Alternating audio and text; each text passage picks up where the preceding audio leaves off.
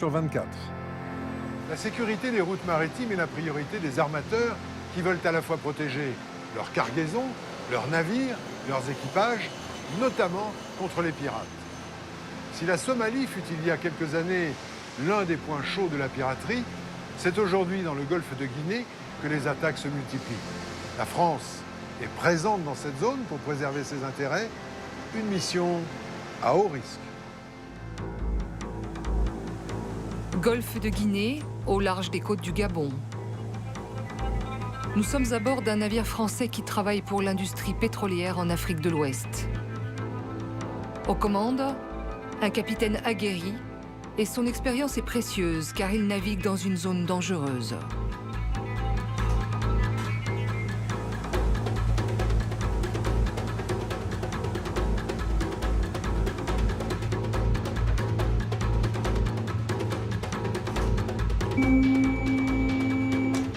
Attention, attention, all crew, this is a piracy attack.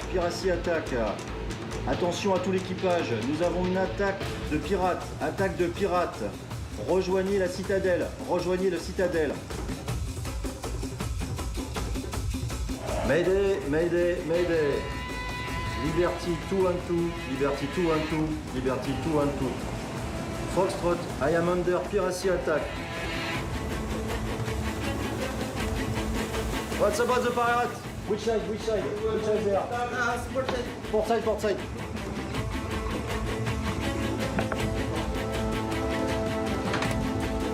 Michel Stéphane sur le Liberty 212. On est en train de subir une attaque de pirates. On va pas tarder à les avoir à bord là. Je quitte la passerelle avec le second. On rejoint la citadelle. Plus de communication, ça va couper. Les pirates qui prennent aujourd'hui d'assaut le navire sont de faux assaillants.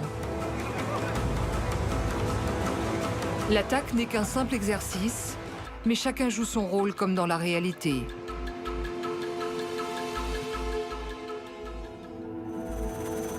Pas d'autre choix, car naviguer dans le golfe de Guinée, c'est prendre le risque chaque jour de croiser la route des pirates. Les militaires français le savent, c'est pour cela qu'ils organisent ces entraînements. C'est pour cela aussi qu'ils patrouillent en permanence dans le golfe. Depuis quelques mois, c'est le Sirocco qui est en mission. Le navire est là pour protéger les intérêts français. Il sécurise cette immense zone d'exploitation pétrolière, devenue en quelques années l'Eldorado des pirates. Le bâtiment français navigue au large du Nigeria, et c'est le commandant Jean-Marc Lequillec qui dirige la patrouille. Ça ne m'étonnerait pas qu'il y ait un bateau de surveillance quand même dans la zone.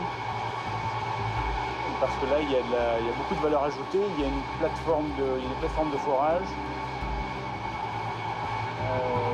des bateaux dont l'emploi à la location se compte en centaines de milliers de dollars par jour.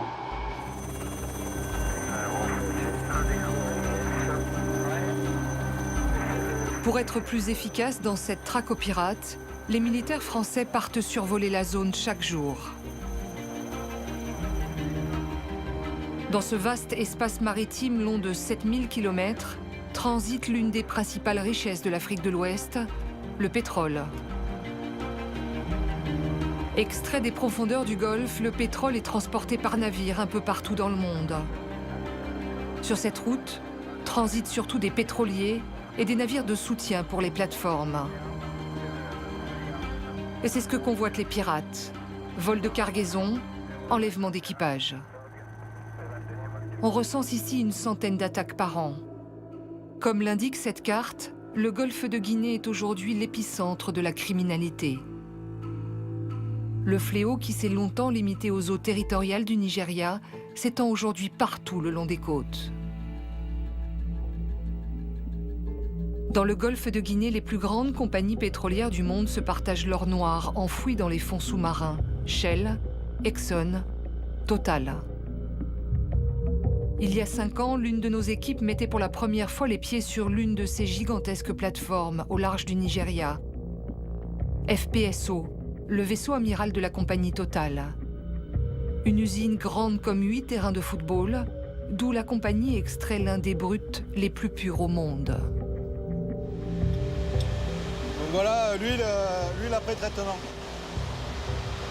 Donc c'est un condensat, c'est un brut très très léger. Ce qu'on appelle, c'est le sang du Nigeria. Ça. Le sang du Nigeria. Voilà, il est de cette qualité-là. Le Nigeria est le premier pays producteur de pétrole du continent africain. Au sud, dans le delta du Niger, la terre est percée par des milliers de forages. C'est de cette région, là où le pétrole et l'argent coulent à flot, qu'est née la piraterie. Ici, les populations parmi les plus pauvres d'Afrique vivent sur les pipelines. Une fortune coule sous leurs pieds, mais elle ne leur est pas destinée. Au milieu, c'est du diesel. Là, c'est du fuel. Le dernier, c'est du pétrole brut. Voilà ce qu'on a devant chez nous. Nous vivons sur une terre pleine de pétrole, mais on n'en touche aucun bénéfice, rien de rien. À l'origine de la piraterie, il y a 15 ans, une guérilla armée appelée le Mende, née dans les mangroves du delta du Niger. C'est pour protester contre la mainmise des multinationales du pétrole et dénoncer la corruption des dirigeants que ces hommes lourdement armés seraient devenus pirates. Leurs méthodes sont radicales. Ils terrorisent les pétroliers, attaquent leurs navires, enlèvent leurs employés. Aujourd'hui, les pirates du Mende ont déposé les armes, mais d'autres, des bandes de criminels, ont pris le relais, semant la terreur de façon anarchique dans le Golfe. Ça, sans regard du point d'ordre. Ils ciblent les petits et les très gros. Voilà, soit le pétrole, soit les personnes. Et c'est quelque chose de complexe qu'on a du mal à définir, en fait. Ils cherchent des bateaux au mouillage. Ce sont des groupes qui se déploient, qui se déplacent, et on constate des événements sporadiques devant à peu près toutes les zones de mouillage. C'est le chasseur à l'affût de sa proie et qui est capable de saisir l'opportunité. Le navire de guerre français slalome maintenant entre les plateformes à quelques milles des côtes du Nigeria. Ici, la crainte d'une attaque est permanente. Les installations offshore sont protégées par des gardes armés, des privés et des militaires nigérians. Le commandant Le Kiyek s'y attendait un peu. Sa patrouille à proximité des plateformes dérange. Il n'est pas le bienvenu. Bâtiment de guerre français. Bâtiment de guerre français. Répondez, s'il vous plaît.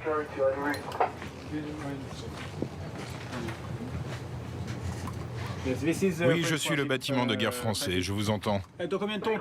Dites-moi où vous vous dirigez. Vous ne pouvez pas vous approcher de nous. Bien reçu. Non, je ne m'approche pas de vous. Je vais virer à tribord. Mon ami, vous devez aller à tribord immédiatement. Vous allez vers ma zone de sécurité. Vous ne pouvez pas la traverser.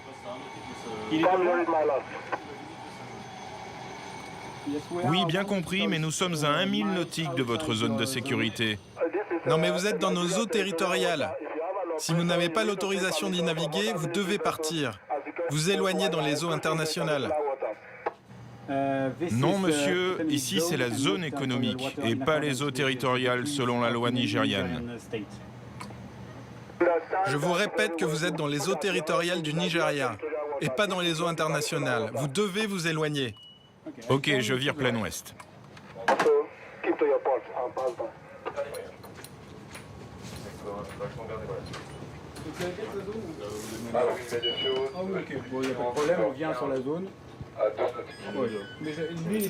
La zone est réputée n'être pas tellement sûre, donc les gens sont inquiets, donc ils posent des questions. Et c'est souvent avec plus ou moins de courtoisie qu'ils posent des questions. Mais dans cette zone, comme dans d'autres zones, quand on s'approche, qu'on n'a pas été annoncé ou qu'ils n'ont pas eu l'information, eh bien, ils se posent des questions. La plupart des attaques ont lieu ici, dans cette zone-là. Dans le nord du Golfe, oui, parce qu'il y a une densité, de mobiles sur l'eau, il y a une densité de plateformes. La zone côtière, ce sont des mangroves, donc très difficiles à contrôler. Donc dans cette zone, le travail de sécurisation est extrêmement difficile. Et c'est une des zones les plus risquées dans tout le golfe de Guinée. D'autres échanges radio tendus vont avoir lieu Mais il ne détourne pas le Sirocco de sa mission. Le bâtiment français poursuit sa patrouille, route vers le Gabon.